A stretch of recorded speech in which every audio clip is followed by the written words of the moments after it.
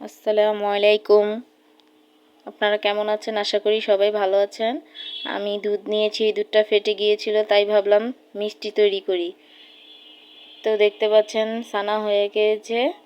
আমি এখন ছেঁকে নিব। একটা জালিতে আমি দুধগুলো দিয়ে ছেঁকে নিব। দেখতেই পাচ্ছেন আমি দুধগুলো ছেঁকে নিচ্ছি।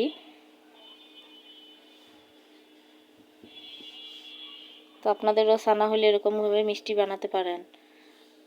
সেকে যাওয়ার পরে আমি কিন্তু এই যে সবগুলো পানি যাতে না থাকে এরকমভাবে নিতে হবে ছানাগুলো।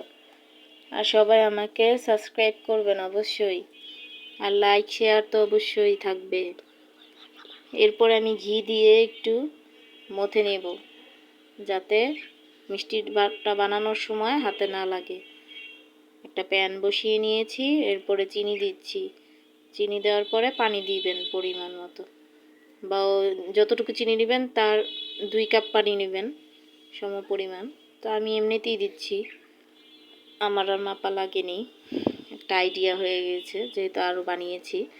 তারপরে একটা এলাচ দিয়েছি, মিষ্টি কম তো তাই, আপনাদের যদি বেশি হয় তাহলে 2-3টা এলাচ দিতে পারেন। আর আমি এলাচের গন্ধটা তো পছন্দ করি না। তারপরে বলক আসার জন্য আমি ঢাকনা দিয়ে ঢেকে দিব। ঢেকে দেওয়ার পরে বলক চলে এসেছে, আমি আস্তে আস্তে করে মিষ্টিগুলো ছেড়ে দিব। সাবস্ক্রাইব করবেন কিন্তু অবশ্যই। মিষ্টিগুলো 6টা হয়েছে মিষ্টি, মানুষ 2জন, 6টা মিষ্টি, 3টা করে খাবো। তারপর আমার মেয়ে বলবে কেমন হয়েছে। তো গাইস খুব মজা হয়েছে আর খুব টেস্টিও হয়েছে। তো গাইস একটা লাইক, একটা কমেন্ট আর একটা সাবস্ক্রাইব আর একটা শেয়ার করে যাবেন। আর খুব নরম হয়েছে, খুব সফট হয়েছে।